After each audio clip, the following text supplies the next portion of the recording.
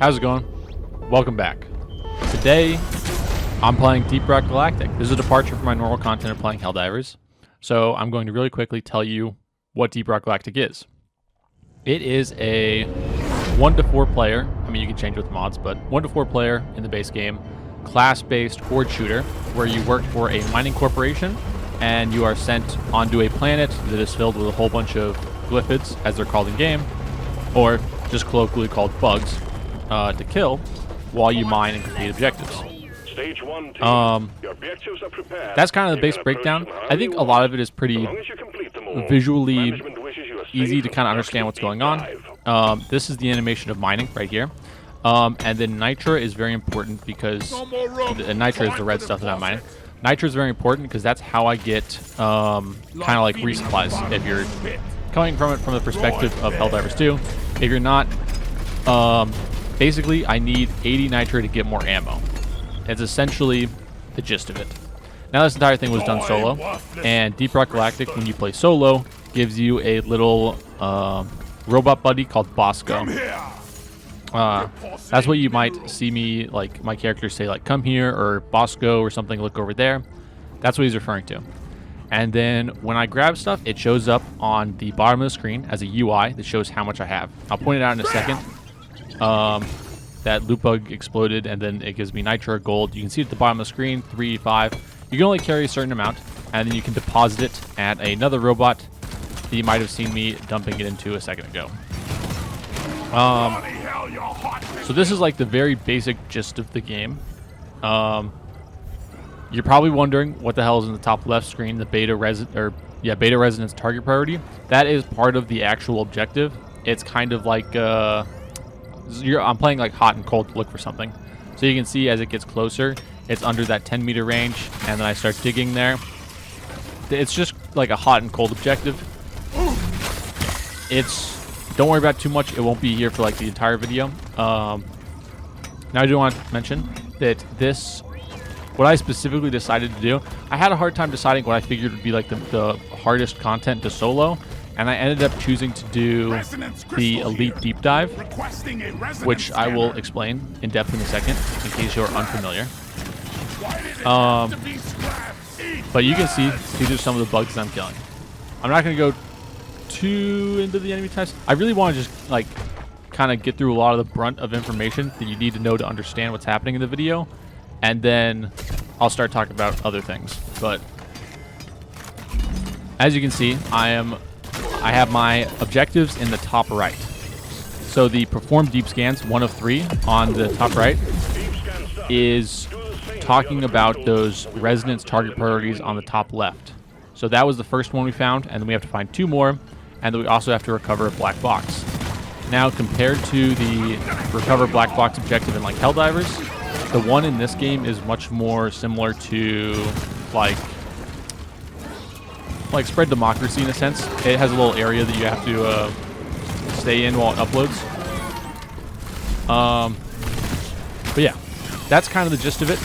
There's 4 classes in this game: Scout, Driller, Gunner, and Engineer. I'm playing Gunner. I have a little under like 400 hours in this game in total. Now you might see me doing this. Okay, dude, fuck. There's so much I gotta talk about. Hang on. I gotta like think about this. Every class has a very different set of utilities that you carry at pretty much all times. Every class has a primary, a secondary, a grenade, and they typically have like 2 kind of utility options beyond that. I'm not going to cover the other ones, just know that they're distinct from the gunners. What does the gunner have? He has a minigun for his primary, or at least that's one of the options. That's what I currently have equipped. He has a revolver for his secondary. And then he has a shield that bugs cannot go through, compared to like Helldivers where they can just fucking walk through shields all the time. The shield will repel bugs. And then he also has a zipline. Okay. And then his grenade can change depending on which one you pick. The one that I have equipped is like, it's called the Leadburster. And when I throw it on the ground, it just shoots a whole bunch of bullets in every random direction. Think of it kind of like a fragmentation grenade, except when it goes off, it like actually shoots the bullets. Yeah, that's the gist of it. My minigun, when I have it out, you can see the ammo counter in the bottom right. You can also see my grenade counter in the bottom right. The thing in the very bottom right that says F next to it is the amount of flares you have, which you can see I throw. Hold F is to toggle your headlamp. I never really do it. Don't even worry about it. You just leave the headlamp on. There is technically a use case for turning it off, but you don't really need to know that for base understanding of the game. Now we found our next objective, so we start digging down to get that one done as well. Now, Elite Deep Dive, the thing that I chose for this, kind of has me do 3 back-to-back operations, or not operations, sorry, back-to-back missions, kind of similar to like a full operation from a Helldiver's perspective.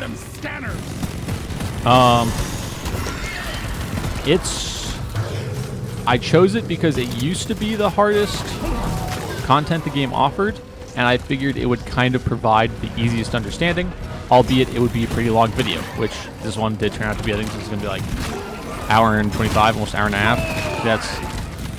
It's a long video to talk through. But that's fine, because there's actually a lot I do want to talk about with this game. Now, this is pretty far from what you expect for a beginner to really be doing in this game. I think, first of all, when you actually unlock Deep Dive, you have to be like level 25 on a character to even unlock them in the first place. So you don't even have to worry about this if you just start the game. The big parts to know is that what I'm doing is hard. I don't know. I guess. I don't think this is all that hard. Now, what I mean when I say that this is like used to be the hardest content in the game, the deep dive scales based on the stage you're on, and it doesn't directly tell you how hard everything is, but it used to be commonly agreed that the final stage of deep dive was a little harder than the hardest difficulty in Deep Rock. I think since I don't know when, but they changed it a while ago where you have now more ability to change what makes the game hard. So it's no longer the hardest, depending on who you ask, but I think this was a better showcase of the game just because it's a lot simpler, so there's less stuff for me to be like, okay, here's what's happening, and more stuff that's kind of easier to understand. Now you're probably wondering about loadout a little bit, because normally I talk about it at least a little bit when I make a Helldivers video.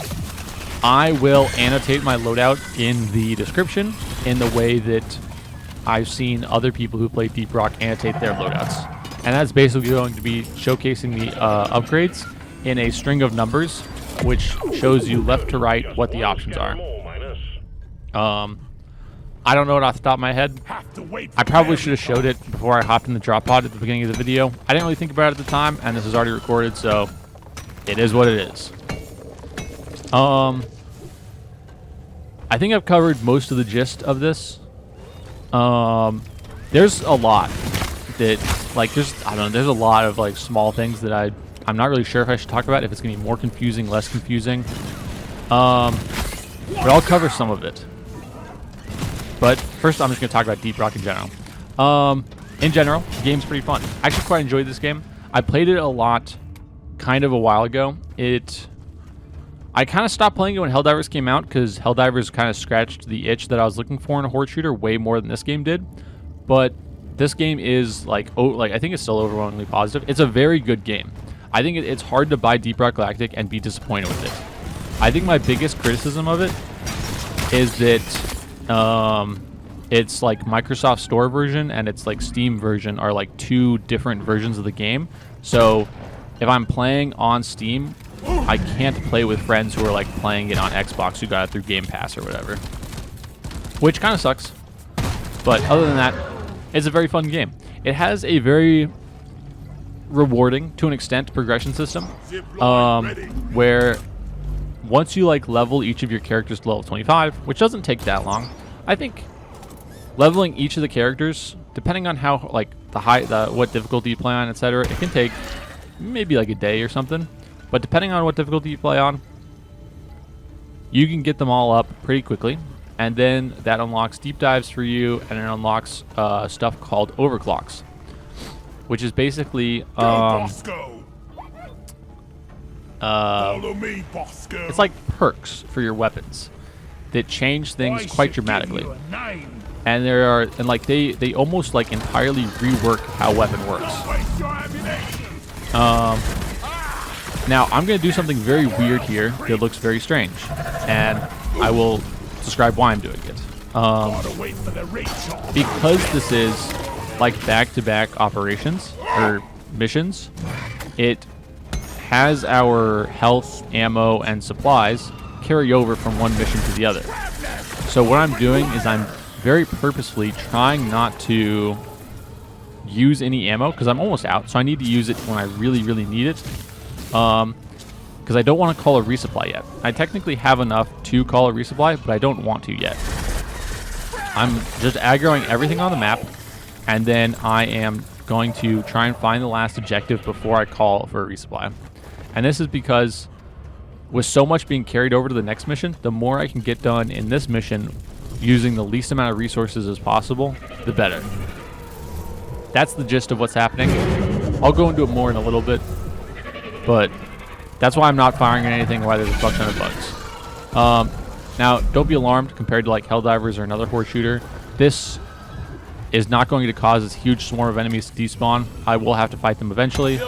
And even while I'm running around blindly looking for this last objective, I still think Bosco is killing some stuff for me. So, not all is lost, and I will kill everything over there eventually. No need to worry. The map is pretty hard to read if you've never seen it before. It probably like looks like I'm fucking pulling up something like impossible to read. It is a 3D map because a normal map would not work in a cave system because there's no way to like showcase elevation. So this like 3D render of the map is very welcome. And it's quite good because some of the other classes like Driller have some pretty significant terrain manipulation tools that will also show up on the map as you change it, because a lot of the terrain is destructible, as you've probably already seen, and that's like a big part of the game. All of the caves are randomly generated, and I think you can get literally you can get probably a couple hundred hours of fun out of this game without really like ever fully seeing the same cave twice. It's pretty awesome. I really, really do like this game. This is a very good game. Now, the overclock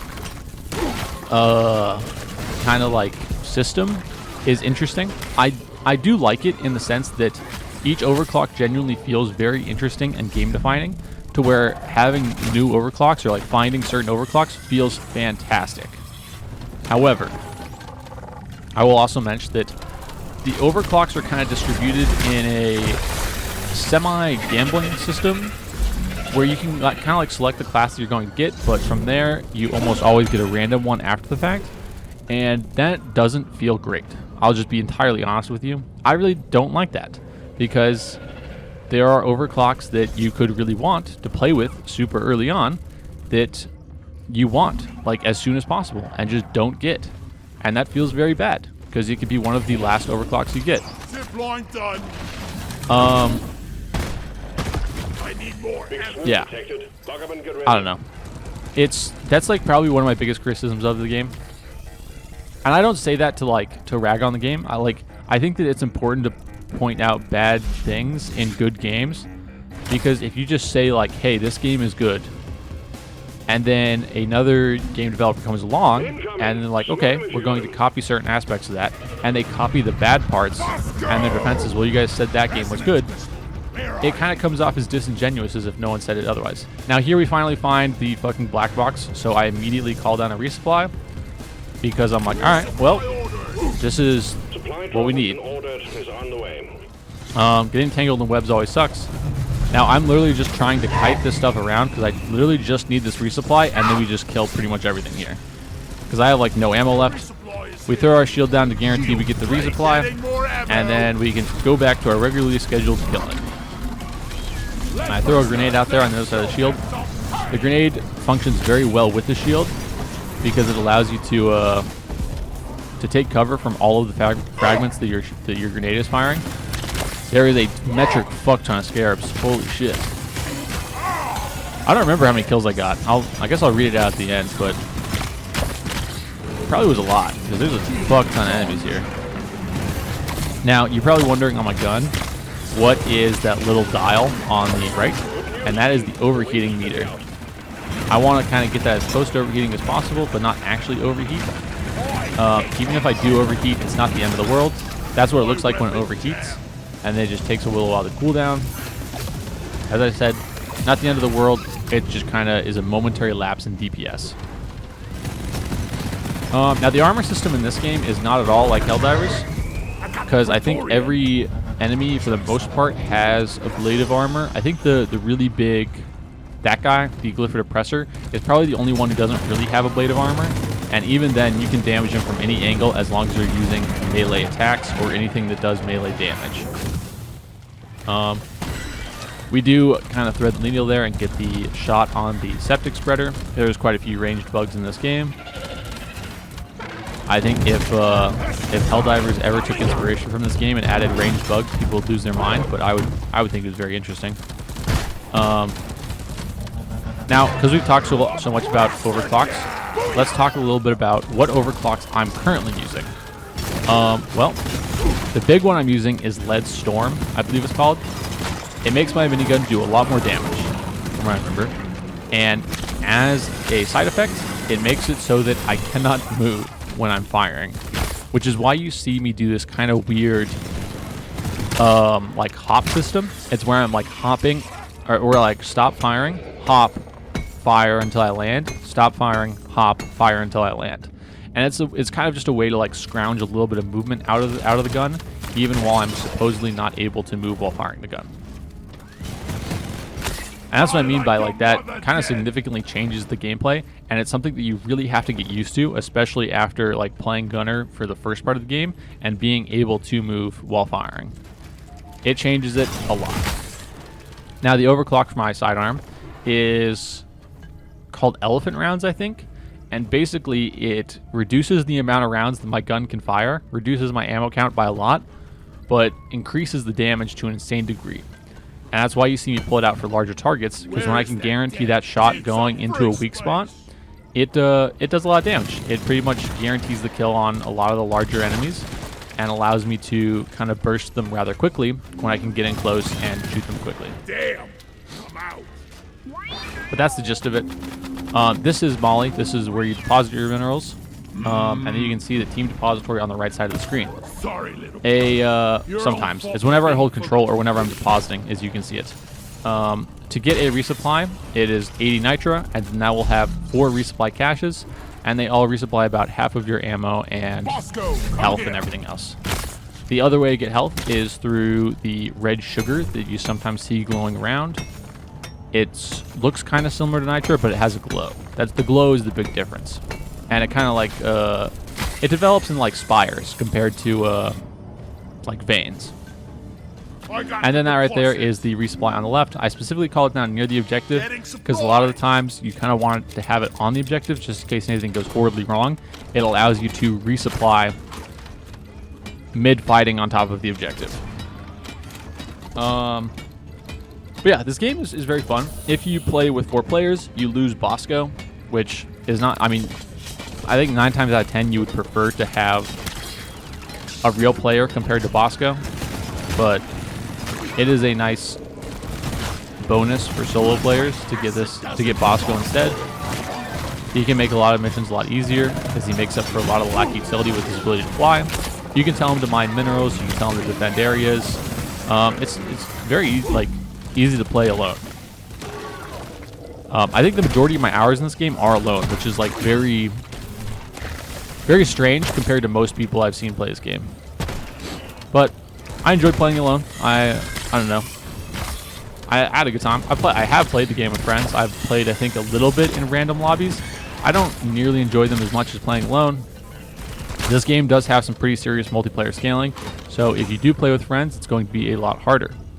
Now, I did something there called 99ing the main objective, and I did that because I knew that this other objective was very close to us. So I figured we can probably knock them both out at once, because a lot of the times when you start one objective, it will kind of call a horde immediately. Whack-a-mole! Very similar to like Helldivers.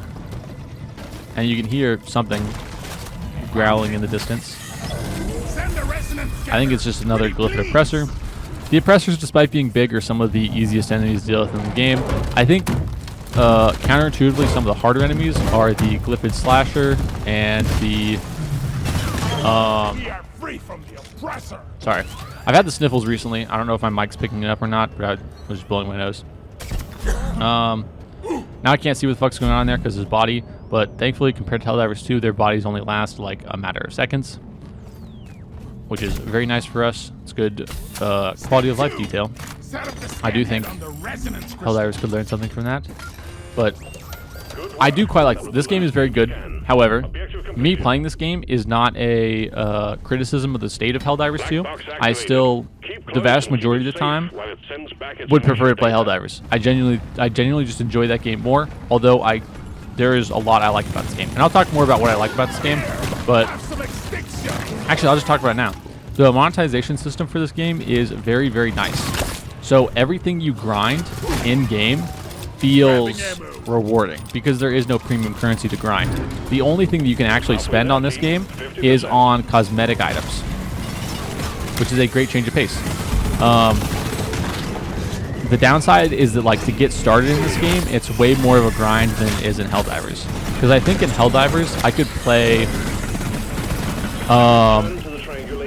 could play like difficulty 1 through 10 on like a fresh account relatively easily, and I could even do it solo. Like, it really wouldn't be that hard.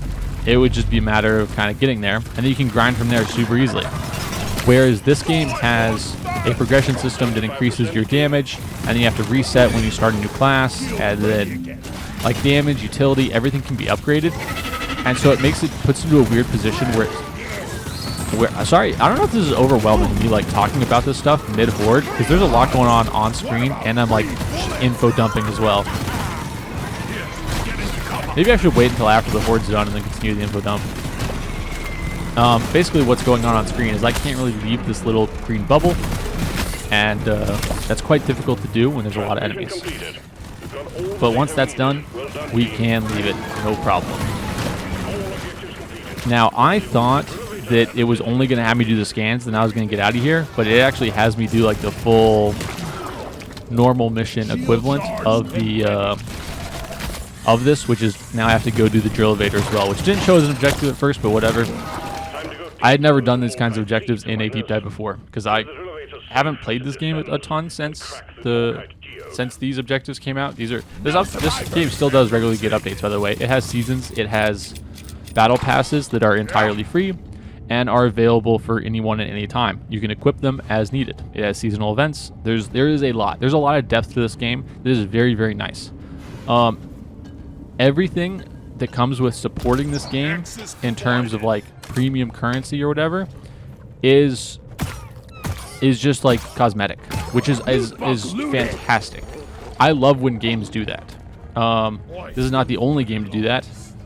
However, this is the only like non-competitive game I see it do that, because a lot of competitive games know that it's kind of fucked up to do that if you want to be taken seriously as a competitive game, because if you start gating stuff behind currency, your players will very quickly have a problem with it because it's not in the spirit of competition, because then whoever is richest will, just pay for the advantage as soon as possible, and it will just kill your game.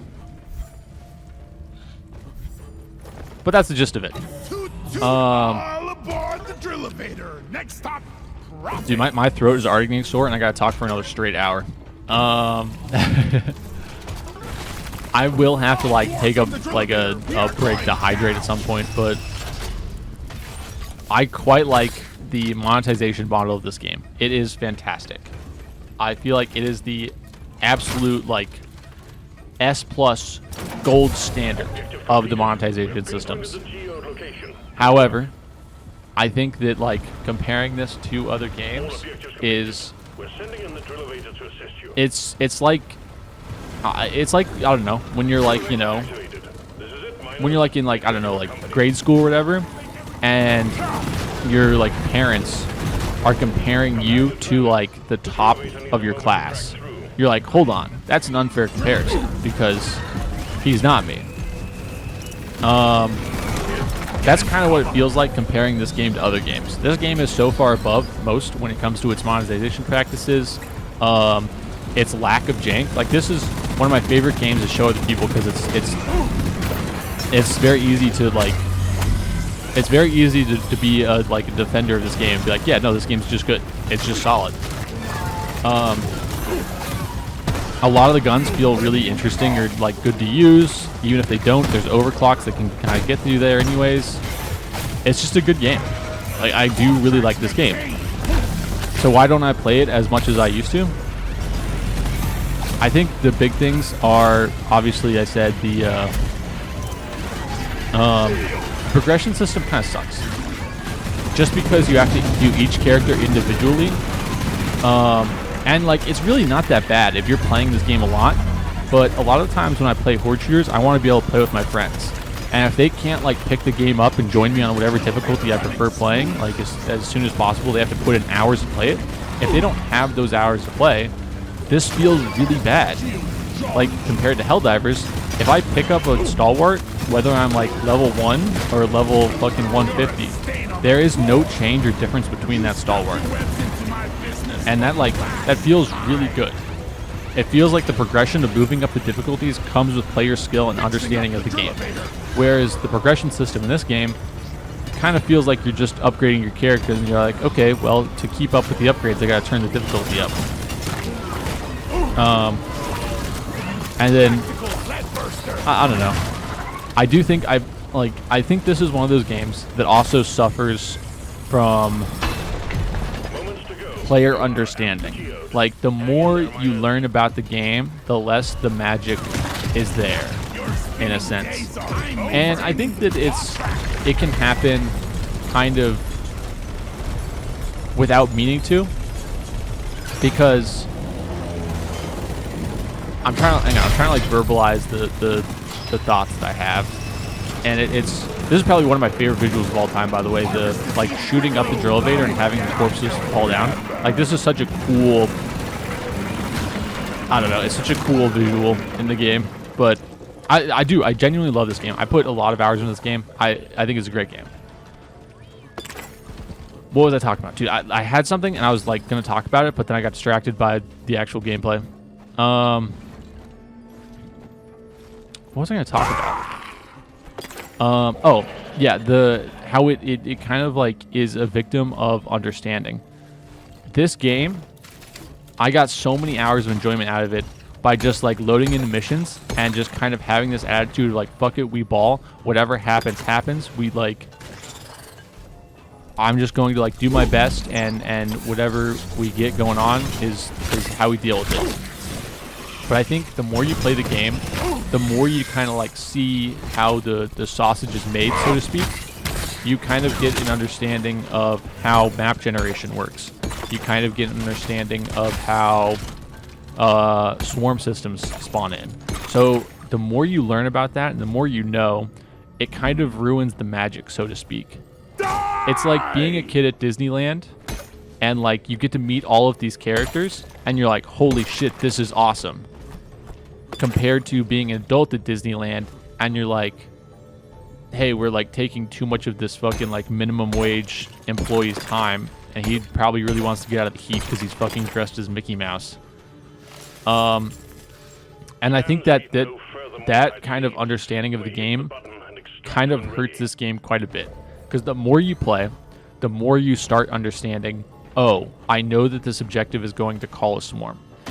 And that sounds kind of stupid, like, well, wouldn't you know that from the first time it happens? Not exactly.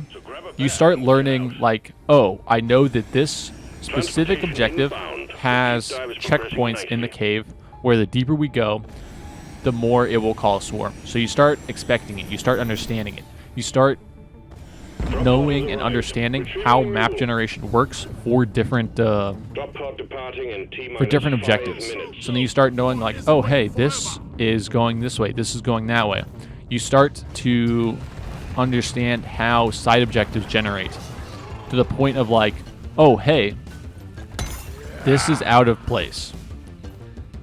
there's something down here. Like why? Like this is opening into a large cavern when it shouldn't be. I wonder if there's a machine event down here. Like, and it really kind of hurts the game because it starts feeling less like, wow, I'm a fucking like dwarf miner who's able to put up with any challenge and like kill hundreds of bugs in order to accomplish our mission. And you start feeling more like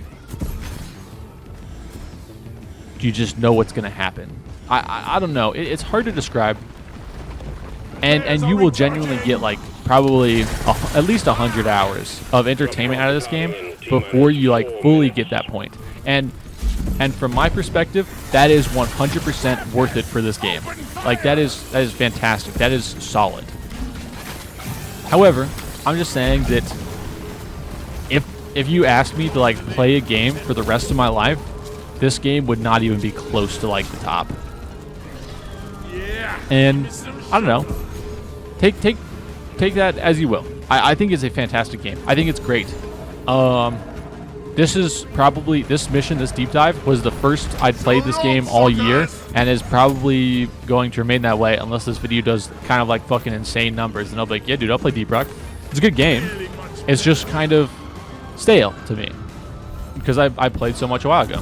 I don't remember my exact hours off the top of my head. I just know it's a little under 400. But that's a lot. And dude, when I did play this game a lot, I was obsessed with it. I had a fantastic time. I was like, wow, this game is something else. This is what I was looking for. And I think part of it was that was kind of true, but the other part was that it was just this was the closest thing on the market to what I really wanted out of a game.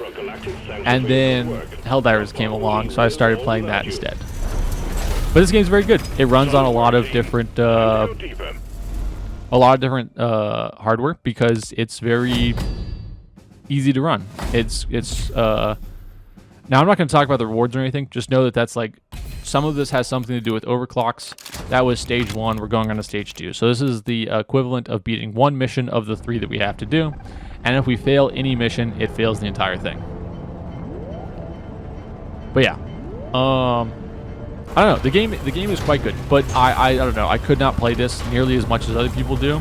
I have had this game on like my list of like games like 100% for ages, but it requires me putting a fuck ton more hours in because I need to do gold promotions on all of the dwarves, and I don't really want to play it that much, honestly. I've just been enjoying other games first. Now, this is one of the few like side objectives that can actually show up in deep dives, and this is to get the hover boots that I had last mission.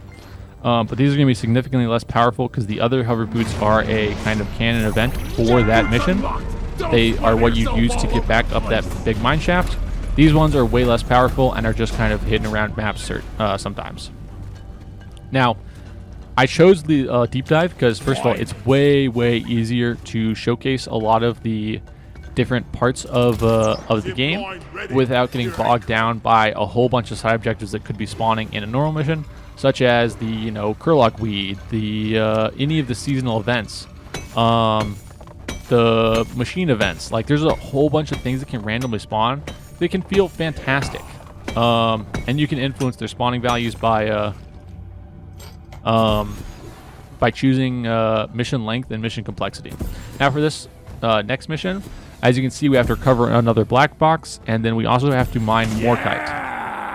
Now Morkite is this little kind of blue grayish mineral that we have to mine, and we just have to get 250 of it. Yeah, this game is very fun. I quite like it. I highly recommend it. I think I've covered most of the basic understanding you guys need to really understand what's going on in the video. So I think it's time to talk about some other random shit. So what's going on with me recently? I was gonna record this video earlier, but I had like I don't want to say serious sniffles because that's like kind of an oxymoron, but like I just had kind of annoying sniffles, and I really thought that like recording an hour-and-a-half video where I'm sniffling every like 2 seconds probably would have been absolute ass to listen to. So I was like, you know what? We'll do it later. Oh, you know what? Actually, I will talk a little bit more about the game. I do think the pacing of this game is pretty interesting. because there's a lot of like there's a lot of downtime sometimes, and it's kind of like it needs to be that way because you need to be able to like actually do the objectives and not get constantly swarmed by enemies. But that's also like one of the things that I'm like kind of on. I kind of like the kind of non-stop action that Helldivers can sometimes provide, because I feel like the times of like general scarcity of enemies are pretty low in Helldivers, and like you have to kind of like time Helldivers really, really well to get those moments. Whereas in this, they feel almost like scripted. Like the moment you deal with a like patrol, in quotes, because it's not an actual like it's the patrol equivalent in this game. But when you deal with a patrol, you know that that's like the last couple enemies you're going to see for quite a long time. There's no enemies that are like spawned on a POI that could end up aggroing or calling a bug breach or something like that. There are no like swarm events outside of time-gated ones or mission-gated ones, which is part of what I mean about like once you understand the system to a certain degree, it kind of ruins the magic. Because then you no longer have this feeling of intensity of to be like, holy shit, I gotta get this done fast, I gotta do blah, blah, blah. There's no time gate. It's just kind of like resource gated to the point where you see like how long it takes me to get Nitra, and then you just know that like once you have enough Nitra, you're kind of like chilling, especially in solos. I think Nitra is way less of an issue in teams. Or at least I've had way less of an issue getting and finding Nitra in teams, because you can split up and cover stuff in faster time frames. But yeah, I am quite liking the Revolver for those septic spreaders. It is a one-tap on them. I was trying to hold my resupply for as long as possible. That little pickaxe power attack was a missed input. Yeah. Once the resupply arrives, we should be able to call a shield. Ooh, I almost fucked up the inputs because I almost called it like, or tried to call a second resupply. But yeah, I think just the pacing of this game doesn't feel as good as Helldivers, because like, I don't know, it's interesting, but I do like this game. I like it quite a bit, as I've said. Highly recommend it. Yeah. The pacing was the other thing I wanted to talk about. Like, compared to being a time-driven game versus a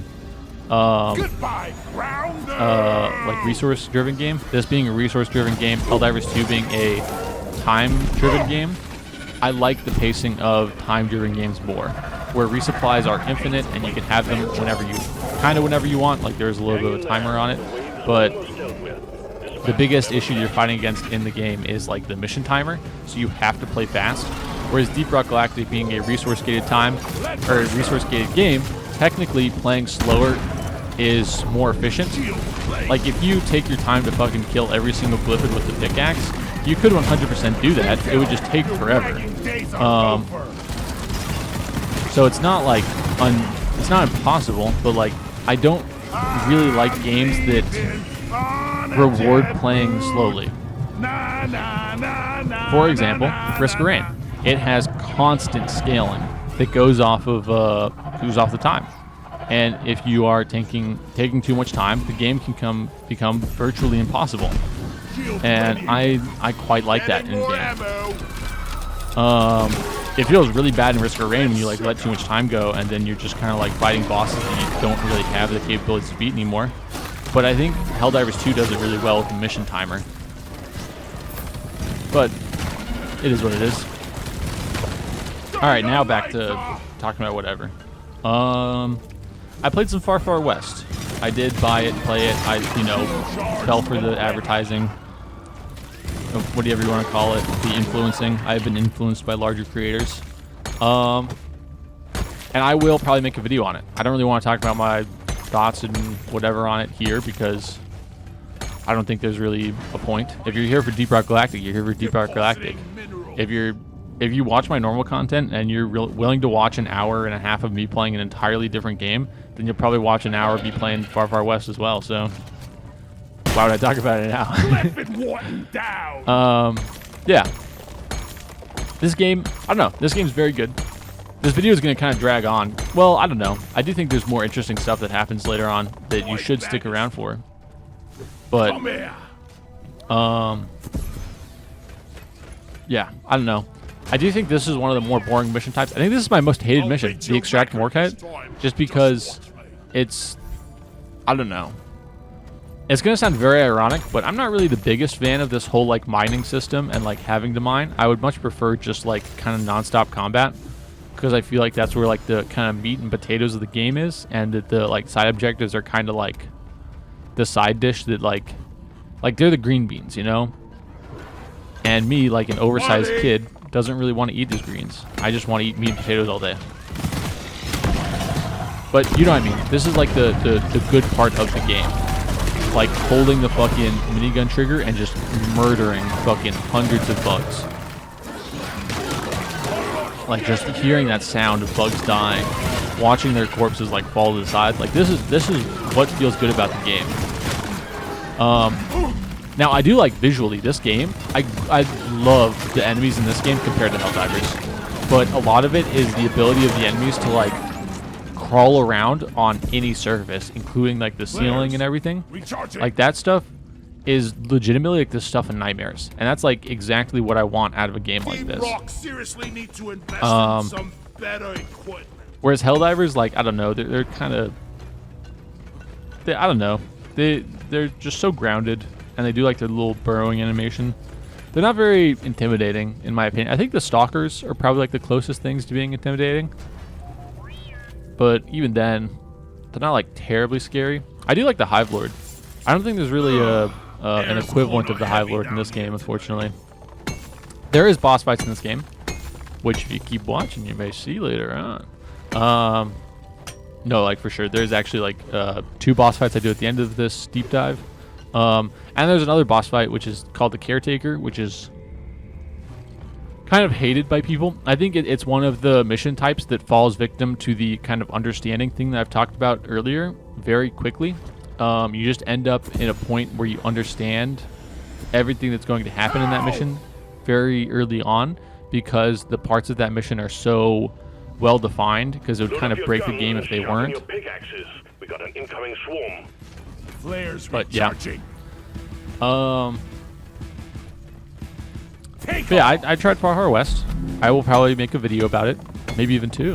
I'm also probably going to pick up Rogue Core, which is another Deep Rock Galactic game. It's coming out in a couple days. I will probably pick that one up out and play that one as well. Yeah, I don't know. I'm not like over Helldivers 2 or anything. I'm not even like taking a break. I think I'm still playing it like just in my own time. I think it's just that there's not a whole lot to talk about with it right now. I do have like a laundry list of like builds that I should be doing that other people have recommended, and I probably will do. I've just been having fun with other games. I think that it's kind of stupid to assume that anyone would ever want to play like one mission for the rest of their life ever, including like this game or Deep Rock or Helldivers or Far West. I actually have no clue. What? Oh, this is what going down looks like in the game. Now, thankfully, when you have the little robot companion, he will come and revive you. As you can see, he had in the bottom left, next to his little name, Bosco, he has those 4 charges, which are the 4 revives. I don't think they're shared between deep dive stages, so technically... now, this is stupid. There was technically a way to definitely live here if I just dropped a shield and like stood my ground a little bit, but I was stupid and thought I could get away. Now, the Iron Will thing, the hold space, is one of my perks. I never use it, so you don't have to worry about it. I will talk about my loadout in the description more if you're like someone who actually plays Deep Rock Galactic and are way more curious about what I'm actually fully running. But I don't know. I really wanted to get to this resupply, which is what I was originally trying to do, where I went down the second time. But at some point, you gotta realize just like you have to kill everything near you. Especially with a build like this, you just have your DPS is just so unbelievably efficient that it doesn't make sense to like kind of run away like I was trying to. But it is what it is. We do just kind of take our time, kill the horde. and we start getting back to it. Now, Bosco did a fantastic job and kind of thinned out this hallway quite a bit for me. Now, I'm specifically trying to hit that side of his head because it will one-tap him, whereas if I just shoot him, I can just shoot him twice. And then we put one bullet into his butt and then hit him with a supercharged melee attack to kill him. What the fuck was I talking about before I went down? I was saying something like, I was like mid-sentence, and I was like, oh, this is what it looks like when you go down. Oh, I have a laundry list of like builds to do in Helldivers. I do plan on getting to all of those. Do not worry. I will for sure do that. This game has very easy to find weak points. They're all the glowing parts, which is like great game design in my opinion. I quite like it. What the hell was I talking about? I was talking about something more. Oh yeah. What games would you guys play if you had to play one game for the rest of your life? Let me know in the comments. I'm very curious. I don't know what I would play. Like I think like the kind of cop-out answer is like Minecraft, right?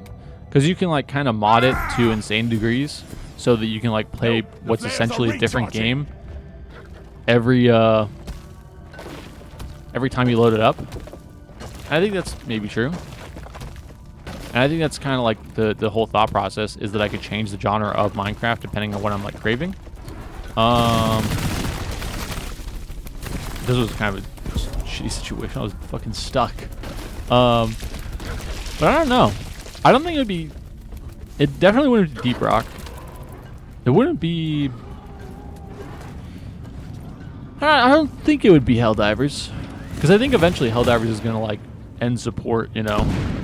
Like, maybe not today, maybe not tomorrow, but like 20... Oh, I do forgot that this was a Cave Leech cluster or something. This is what a Cave Leech looks like. It's this big tentacle thing that fucking grabs your face and then starts beating the shit out of you. And you have to wait for Bosco to come save you. Now, normally they can come... Or in solo, you have to wait for Bosco to come save you. In multiplayer, you have to wait for a teammate to come save you. Now, normally they will just straight up kill you if they hold on to you for long enough. But I got lucky. Bosco was able to get there in time to save me, so I didn't have to waste yet another down. I did kind of forget this was a Cave Leech cluster, and I should have been looking at the ceiling a lot more.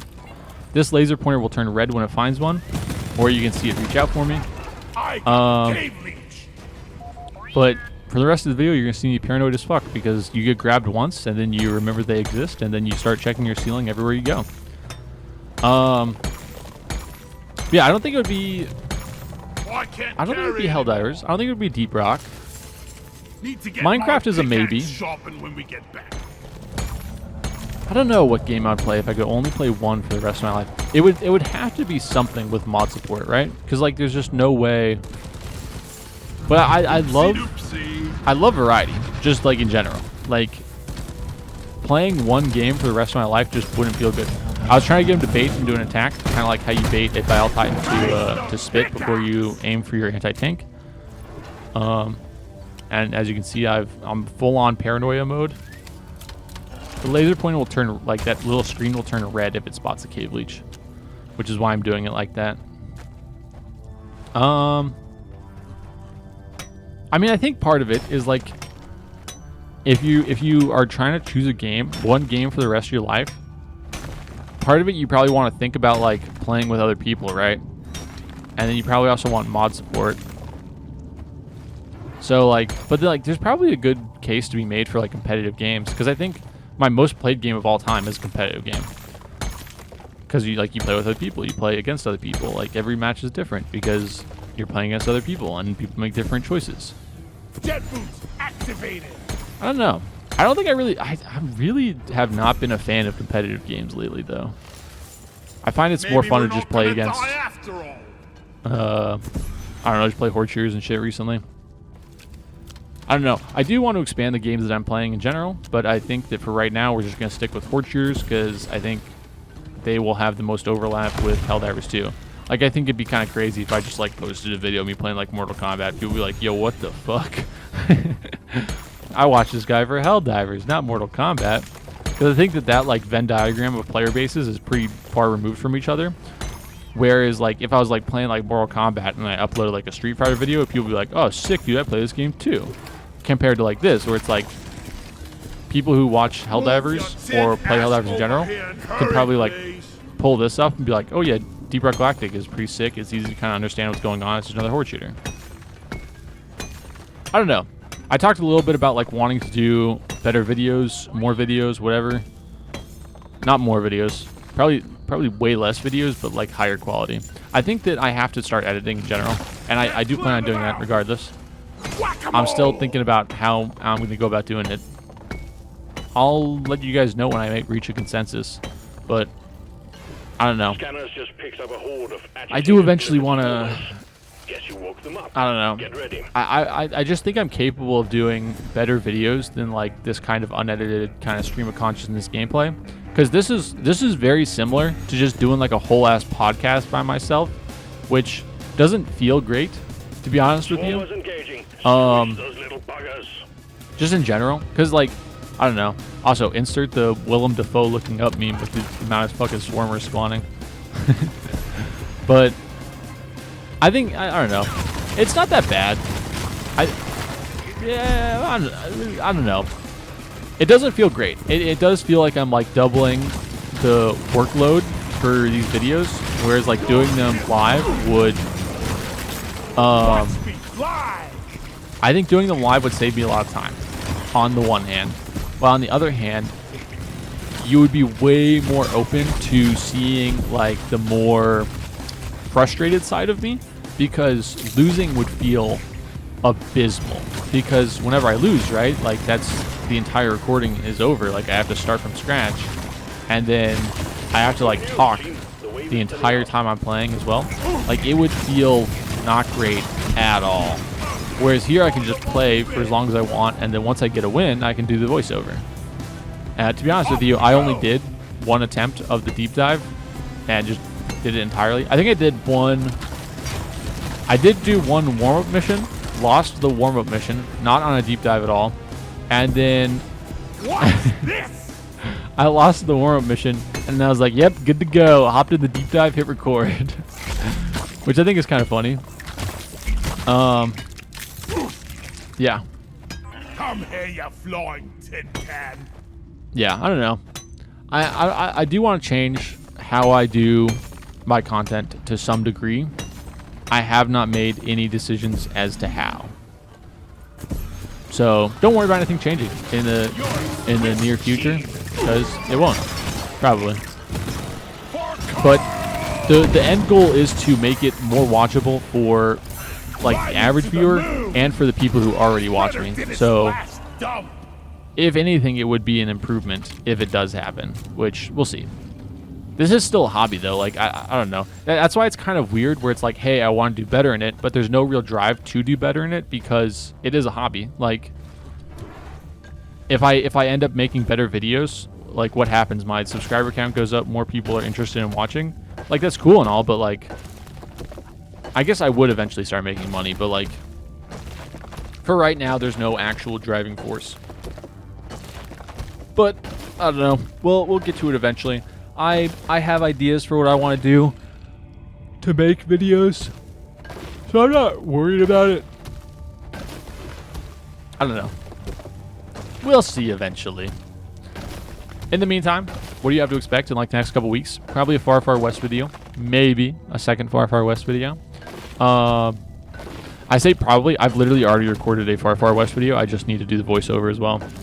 If you can't tell, the voiceover is like the hard part and the part that I procrastinate for the most part. Because playing the game for me is way easier than talking for an hour and a half, or like 45 minutes for a Helldivers video. Probably start knocking out some of those Helldivers builds just because, honestly, I don't think any of them are that bad. Like, well, I'll see eventually. Maybe some of them are harder than I think, but kind of is what it is. I think we're getting a new war bond like the end of the month, right? If there was a timeline that was posted. I don't remember if that was true or not. I did purposely step in that spider web because I wanted to step in it and destroy it before we started the main objective, because stepping in it during the main objective could feel pretty fucking terrible. So we do go out of our way to get it done with first. Now we start checking this cavernous area below us, because we're closing in on being done with this objective. We do almost get grabbed by this fucking cave leech, which is crazy. He's reaching through the rocks. But That thing almost ate my luckily, pickaxe. we were able to kill him. A lot of swarmers. Your expiration date. I think swarmers are very interesting. They're very satisfying to kill as like gunner and driller. Those two classes absolutely destroy swarmers super easily. Every other class, I mean NG I guess to an extent destroys swarmers, but like if you're playing scout, swarmers suck. Cause like you have very like specialized equipment that is not good for horde clear. I don't know. If you guys are interested in seeing more Deep Rock Galactic gameplay, I'll play it. I think the game is just kind of a little stale for me, and I kind of like know what to expect the vast majority of the time I boot it up. But I don't mind playing it. I do enjoy it still, as I said. It's a lot of fun. I like a lot of the little details they have with like in different areas there's neutral mobs that are just doing their own thing. I think that's a very cool concept in a horde shooter that I haven't really seen elsewhere from what I remember. I'm trying to think. I do clear this area, or at least try and clear this area. Although this is very dangerous, and I don't suggest doing this because I have no ammo in my secondary and 10 bullets in my primary, and I'm looking for cave leeches. Action time. What A swarm will be am I going to do if shortly. I find the cave leech? Have a staring contest? Like it's a little stupid. Anyways, we do. I probably should have started the main objective at this point because they're already calling a horde. We do have enough nitro to finish one of the main objectives. We just have that black box left, which if you remember how I did the first one, it's going to be very similar. I don't remember if I 99'd it or not. Did I? I think I did. I should start it and then just fucking rip it, to be honest with you. But I don't think I'm going to.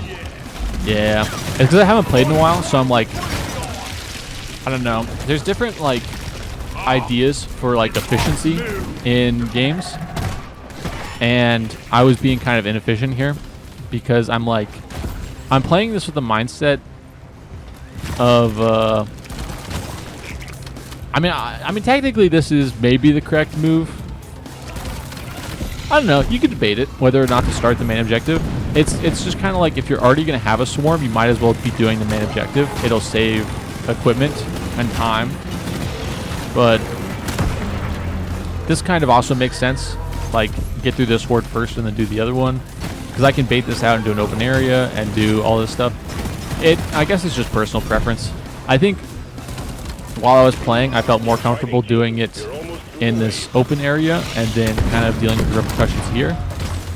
Whereas, because I'm now commentating after the fact, I want my character to just get it done as fast as possible because my voice box is getting a little tired. But it's okay. Honestly, this video's kind of flown by. Sometimes they're worse than others. I think it depends on the content. I think something that helped a lot was just having to describe what this game was in the first part. Gave me a very concise topic to talk about. And so it just made it really easy for me to just talk because I was like, okay, well, I'm just describing this. And how would I describe this to someone who's never seen it before? I think I did an okay job. Is there something you guys would have done better? Leave a comment. Let me know. Dude, I read literally every single comment I get, whether or not it looks like it. Now I should just go ahead and start the next one, but I think I'm gonna deal with this. This is probably like a patrol or leftovers from the swarm. Kind of weird target prioritization. Killing the one on the wall there didn't really make a lot of sense, besides killing the other closer ones. But what a beautiful sight! All the dead bodies. Getting supplies. Yeah, I did 99. Okay.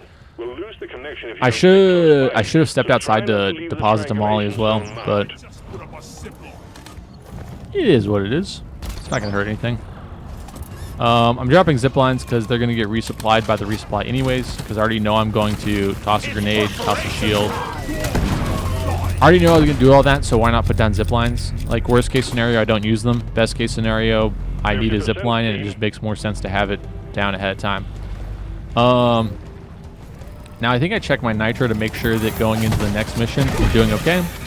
As I said, the missions get progressively harder, so you really want to just get as much resources out of the like first 2 missions as you can, and then when you make it to that 3rd mission, you literally just want to be in the 3rd mission as little as humanly possible. And that's like by design. You want to just speedrun that last mission, take your time in the first 2, depending on the modifiers. I mean, technically there's some times where you don't want to be taking your time in the first 2, but for the most part, that is the gist. Take your time in the first 2, so that the 3rd one, you can kind of streamline it as best as possible. Because you never know what you're going to get in the 3rd mission, and it could always be pretty terrible. So if your first 2 missions are relatively comfortable, just kind of just, you know, walk the first 2 in, and then fucking fly through that last one. That Glivid Stinktail was fucking smart as hell, bro. Pulling me out of the thing. But we are now pretty much done with everything. We just have to deposit, and then we should be able to leave, but I'm probably going to stick around to get as much nitro as possible, so that going into that 3rd mission, we are as good as possible as we can. Just because progress, like, carries over, you can screw yourself going into that 3rd mission, you know what I mean? If you don't have enough ammo, health, or otherwise, going in that 3rd mission can be pretty brutal. We do survive on like 1 HP here, and then we respawn, and then we should deposit. We should deposit, and then resupply again, and then run up the tunnel. Or deposit, fight in here for a little while we wait for Molly to go back to the drop pod, and then deposit everything. There's no point in getting any nitro over the objective amount. That, unfortunately, wouldn't carry over, even if it was, even in a deep dive, unfortunately. So we deposit everything. So technically all of our primary objectives are done. Now this does not increase the spawn rate or anything. It's only once we hit the button on the mule, which will essentially cause like an endless bug breach. So in this time, we are just looking for nitro, looking for anything we might have missed, anything that could help us in the next stage. And then once we're done with this, we should leave. I think there's one more nitro vein that I saw earlier, but I don't know. Now if you're wondering, that thing is not a cave leech. That is one of the neutral mobs that I talked about earlier. He is just chilling. He is a friend. He is not an enemy. Now Bosco's doing work over there because he killed the majority of that horde. I don't even know how, but we appreciate him. Bosco is a good buddy. Now, there was one vein of nitro somewhere. Hopefully, yeah, I see it. Okay. I was going to say, hopefully the version of me that's playing is paying way more attention than the version of me that's commentating, because I had no clue where it was. So we grab this, and then we can see on the deposit how much we have in total. We have 230. Okay, so we have roughly 3 resupplies going into our final stage, and we're full health. Probably not going to be entirely full ammo, but close enough, to be honest with you. And then this last stage, you literally want to spend as little time as possible there. You just want, once the objectives are done, you call that shit, you get out. There's no point in sticking around. You do not get completion bonuses if you don't extract, so kind of necessary. But that's the gist. Now, because this is done in post, I already know what my final objectives are. I think it's going to be 2 bosses and a I forget what the last one is, but we'll see. But I don't think it's that bad. Now the reason I'm staying here is because we passed the resupply pod on the way out, because this is a very linear cave. So it makes sense to stay here, fight in the open, where it's very easy to fight. It's very hard for the bugs to sneak up on me or get close to me without me noticing. And I have the jump pack boots. So there's no real way for them to sneak up on me, because we can also see Molly's silhouette through the cave wall. So we know once she's close to the drop pod, we can watch. We can literally see on the map how close she is. And I checked there, and I'm like, okay, she's pretty close. Time to get moving. So basically what we want to do is we want to just start heading through the cave, and all of the enemies that are spawning are going to be spawning here. So the further I move, they're going to be behind me. And then we just want to stop at the resupply. Now, I throw the shield, or you could throw the shield, or I do throw the shield, because I'm resupplying the shield anyways, so it doesn't matter. It's not a waste. So we grab this, and then we just start heading all the way up, because by the time we make it, yep, you see, you get the voice line that the mule, or Molly, has been retrieved. So now you can hop on board the drop pod with no issues. Now the game is designed for you to like follow the drop pod, or follow the mule and make it to the drop pod, and then kind of deal with it that way. However, from an efficiency standpoint, it kind of makes sense to hold where it's easier to hold, and then head there after the fact, which is exactly what we do. Now this was kind of a rough place to come up in, but thankfully we are okay-ish. This is why you really don't want to like fight in these congested ass hallways. But we do get to a point where we're out, and then we hop on board. And in this next mission, we want to be snappy. We want to be quick. We want to get it done and get out. 2 downs in that mission kind of sucks. If the trend continues, I mean, honestly, if the trend continues from 0 to like 2, it would probably mean I would lose this next one. But since since you know it's getting uploaded, you know I'm not going to lose it, to be honest with you. So we have Swarmageddon as a modifier, which means there's going to be Glyphid Swarmers everywhere. We have to kill 2 Dreadnoughts, which are the bosses. And then we also have to do some kind of Morkite refining. I had never done this in a deep dive before, so I had no fucking clue what they were asking me to do. But I was like, fuck it, we'll figure it out. Yeah. Get ready to rumble! I also think that this is like, I think you could do this way faster if I chose a faster class. I immediately call a resupply here because a lot of the times I typically use this area as a boss arena, and so we see where the first boss spawner is on the map. It looks like a giant egg. So we start digging through this wall, and my intention was to dig through this wall and go straight for the boss spawner. Literally fucking spawn the boss and hit it, because we already had the resupply from the previous mission, so we don't need to go looking for any kind of supplies. We should just do it as soon as possible. I see that the egg is kind of like down and around the corner. So we start heading that way as fast as possible. Now we did end up killing that little green Glyphid Swarmer. Because of the way he looks, we know there's a Brood Nexus nearby and some other random bullshit. You saw the egg there for a brief second, but there is a Nanocyte Breeder. That thing spawns enemies, so it's very important for us to kill it early on. We see that there's a sheer amount of fucking Glyphid Swarmers everywhere, and that's because of the Swarmageddon modifier, which makes this rough as hell. And then we are kind of chilling. Not really, but like the mission's still difficult. It's just we did a pretty good way. And then I go, oh, dude, come on. The egg was right there. I'm being an idiot right now. I'm going the wrong way. The egg was literally like right in front of me like 2 seconds ago, and I went this way instead. I don't remember why I did this. I don't remember exactly what happened. I think I needed health and I could see the crystal, so I went this way, and then I grabbed the nitra just to like guarantee that other third resupply, because 230, you technically need 240, but I knew I was going to get at least 10 nitra. We have 29 now, so we're kind of chilling. I do see this, and I see the other egg right through here.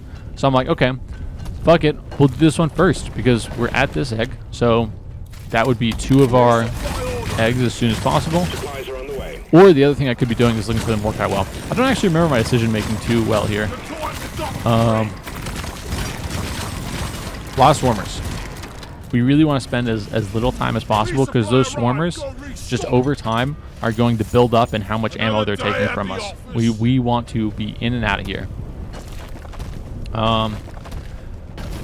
Which is probably why this was probably the most fun mission for me, because this was the one that felt less equipment gated and more time gated, because the longer we're here, the more of a drain on our resources and ammo it is. And then we can see that little like blue puff of smoke there is the liquid Morkite well. So luckily I see that, and then I'm like, you know what, let's fucking do this one first. I do hear the cave leech. There is an audio indicator. If you heard it, it's kind of like a weird hiss. So luckily I don't get grabbed by that, and I should check the ceiling for any more, but I did not. My aim is bad, but whatever. We do kill this Glyphid Praetorian just because if we start the boss fight, we don't want him chilling around anymore. Now, I wasn't sure what the fuck it wanted me to do, so I'd look at the top right where it says build pipeline to extractor pod, and I'm like, yo, what the fuck is this asking me to do right now? But I heard something come down and land over near my resupply, and I wanted to go to my resupply anyways. I actually wanted to funnel the Glyphid Swarmers through this little tunnel area, which is what you see on the like kind of best tactic for some of the other characters, is you use a like a bunker type system. If only someone could help me build it. Bacteria Troy eliminated. Now, Bosco can build this for me. He can't place all the parts like I am, but once the parts are placed, he can just do all the construction for me, which is exactly what we're going to do. But in the meantime, we're just fucking sending a whole bunch of rounds down range. We're just going to kill literally everything that comes through this fucking hole. Which is like the easiest part of this game, and it's part of the reason it gets a little stale, is that when you start looking into like the most efficient way to play, technically you get to a whole bunch of things about like bunkering and stuff, which is, it's unfortunate, but it's the way to do it. Now I ping that specific part where the wrench is, because that kind of signals to Bosco that I want him to build it, and then I go out of my way to connect everything else up. But unfortunately there's fucking swarmers everywhere, making my life a living hell. So I actually have to back off and kill everything first.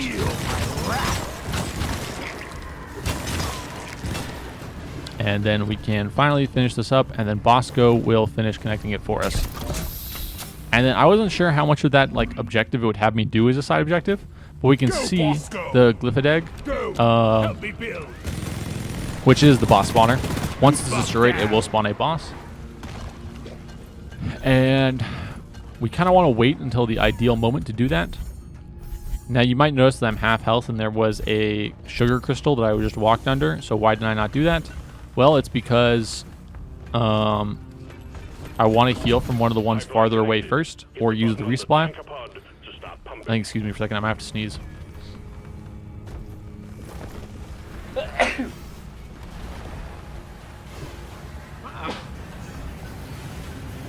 Sorry. I'm actually going to take a second to hydrate before we start the... Things are about to heat up, lads. Actually, I have no water. Never mind. I have to get up to get water. Well, we will just not hydrate instead. We will just fucking grin and bear it, I guess. Now that shit literally like finished doing its stuff immediately. So I was like, okay, whatever. Side objective done, I guess. And now I should resupply and start fighting the Dreadnought. I do not know. Okay, yeah, I start fighting the Dreadnought. I mean, I would have resupplied first, to be honest with you. No flares ready. But whatever. Clearing the area. Oh, I wanted to use my grenades because I'm going to get 2 grenades back, and I had 3, so one of them would have gone to waste. So I throw the first grenade. It does barely anything, and then I start heading back to my resupply. Like riding a roller coaster. Now, there are 3 different boss fights you can get. There's the Glyphid Dreadnought, there's the Hive Guard, and there is the Twins. Glyphid Dreadnought is the easiest one, from what I remember. Or it's the general consensus is that Glyphid Dreadnought is the easiest one. To be honest, we're going to let Bosco do like half of the fighting for us, to be honest with you. Zipline ready. Just because it's kind of safer, because Bosco can get to its butt really easily. And we're just going to focus on killing swarmers and staying alive. I do think the Twins are easier in my opinion, at least as Gunner. I think Glyphid Dreadnought, if you're playing Scout, is like a free Dreadnought. It's very easy. But he has a yellow health bar that's a shield on his butt. You can only damage his butt at all. But he has a yellow health bar, and then once that breaks... I think there's a way to damage his front though, because Bosco's just fucking laying into him. But he has no contact damage, so I can hop on his head real quick, give him the quick Mario bump, and you can see his butt opens, and I land 1 elephant round.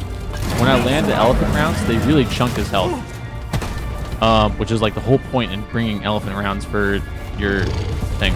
See, I dash here, get around, and then that second round immediately puts it back into a shield. because I think the game tries to force you to fight it in about 3 phases. Boom, baby. So the whole point with this is to, or I think it tries to force 4 phases. I don't remember. It's been a little bit, but one of those elephant rounds gets him down to 1/4 or 3/4 health. 3/4. Dude, I didn't remember that I died. I died to fucking swarmers. That sucks. Oh well. Now we just wait for Bosco to pick us up. Whatever. That's my bad. I should have fucking just killed them, to be honest with you. Like, whenever you die with shield up, it kind of sucks. Or it doesn't, it's not that it sucks, it doesn't feel good. But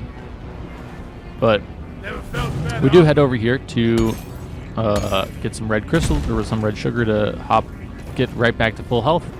And you can hear him start digging through the wall. No flares ready. If the enemies can't get to you, they will just make a new path, and they will destroy huge amounts of terrain to do it. You'll hear it later on as well. So there's no real point in me like shooting his face, so I'm like trying to like shoot his butt. I do like the way these boss fights are designed. They play a lot better in multiplayer. In single player, you're kind of just chilling, waiting for Bosco to do stuff, and then you just chunk the HP in the back. Because if you do too little damage to his like butt, he will just like shield back up and cause you to take even more phases. I learned from the previous one, and I just drop a shield to kill all swarmers. Is dropping a shield the most efficient way to do it? Probably not, but whatever. But you can see just how fast we chunked that side.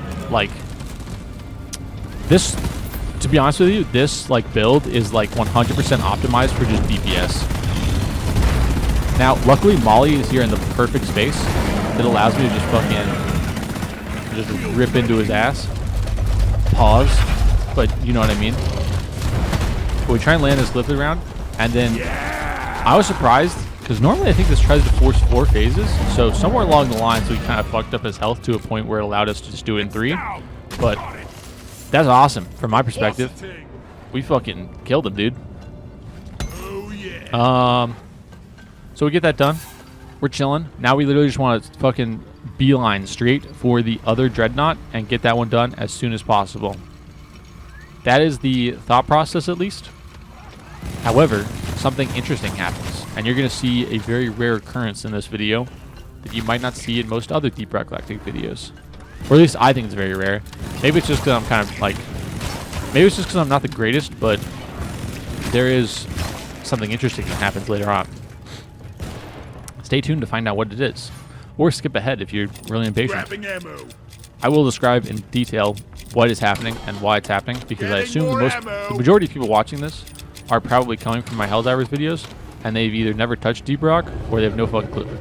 Now that audio cue right there, that is my first clue that audio cue is digging. So you can see I like turn around and look. That is basically confirming that a Glyphid bulk detonator has spawned. Now, the bulk detonators are very interesting. They are, first of all, there's a cave leech there. There's also an acid spitter. Glyphid bulk detonators are probably they're the most dangerous large Glyphid, in my opinion. They, first of all, as the name implies, they detonate when they die. And it's like, essentially, it's like the equivalent of a nuke in Far Far West, or the equivalent of a Hell Bomb in Helldivers 2. They are very dangerous. Even before they detonate, they walk towards you slowly, and then they can just fucking ruin your day. Because they do a fuck ton of damage. Now we destroy that, and I should look for the cave leech. I just saw it a second ago, but I'm stupid, so I'm just going to fucking send this regardless, dude. I literally just saw it, dude. Dude, I have the fucking memory of a goldfish. I saw the cave leech, tried to kill a cave leech earlier, looked at the ceiling and thought, oh, no cave leech. And I just kind of moved on with my day. Now you see that big thing up above us? That's the Glyphid detonator. Now I pinged the Praetorian because I don't want Bosco shooting the detonator. because at this point, I have hatched an evil, villainous plan. Zipline ready. I have an idea that it's not entirely mine. I've seen other people do it, but I have an awful idea. I'm going to try and use the bulk detonator to one-shot the Hive Guard. Now, there's a lot of problems with this. Because first of all, right now, the Dreadnought Hive Guard's HP is grayed out. I put a couple shots into the bulk detonator, and then we stop. And then I ping a different enemy, so that Bosco starts killing something else. The Hive Guard is one of the most annoying Dreadnoughts and is considered the hardest one, because it spawns the Glyphid Sentinels that you have to kill before you can even damage the Hive Guard's HP. So we killed 2 Sentinels. I think there may have been a third one in there. I don't remember. But then I start heading this way. Now, essentially, the big issues with this is that, one, there's a huge mismatch in speeds. So if you're trying to get them into the same place at the same time, it's very difficult.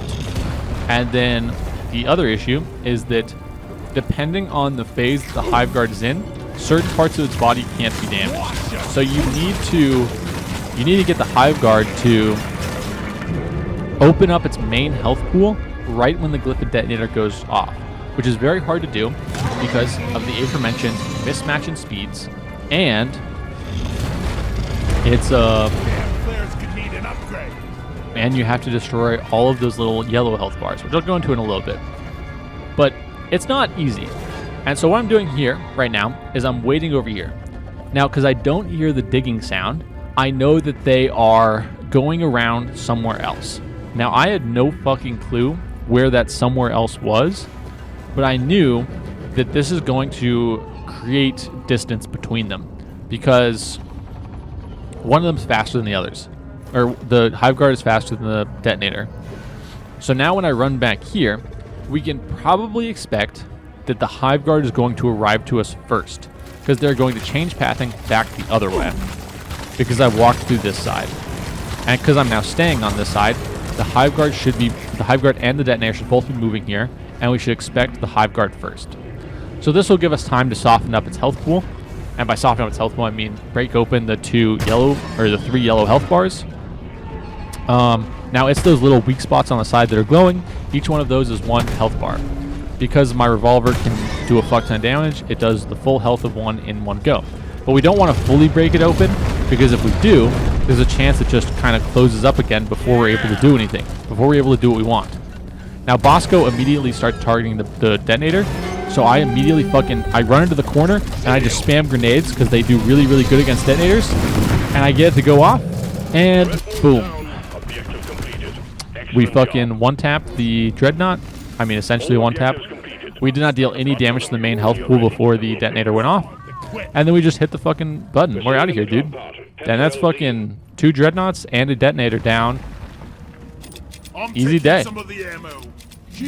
We are now chilling. I mean, not really. We still have to get out. And now we have kind of like the permanent bug breach on top of the Swarmageddon. Like, I wouldn't say chilling's the right word, but main objectives are done. And the drop pod actually landed super close. 45 meters away. Like, that's crazy. But yeah, easy deep dive. To be honest, honestly, this was a surprisingly easy deep dive considering how long it had been since I actually played this game a ton. I think that's the plus side of FPS or third-person shooters in general. They're just really transferable skills. Really easy to play one and then play the other. But yeah, this was Deep Rock Galactic. I love this game. I probably wouldn't do a deep dive again. I'd probably do a single mission and just turn it up to the max difficulty. But I feel like deep dives are a better showcase of the game in general from a beginner's point of view, because you can see some of the different objectives and it's kind of easy to understand because there's no side objectives. Here we'll see our final stats. We got 1,156 kills, 980 minerals mined, 0 revives, 3 downs. Yeah. And now, snowman jump scare. You can see that my character has been a snowman this entire time. I made my character one time during the Christmas event and then never changed them. And now there's no way to emote. I should have done a rock and stone in this video. I fucking entirely forgot. Rock and stone. My bad. But this is the closest thing to an emote we have. Anyways, thank you guys so much for watching. I will see you in the next one. See ya.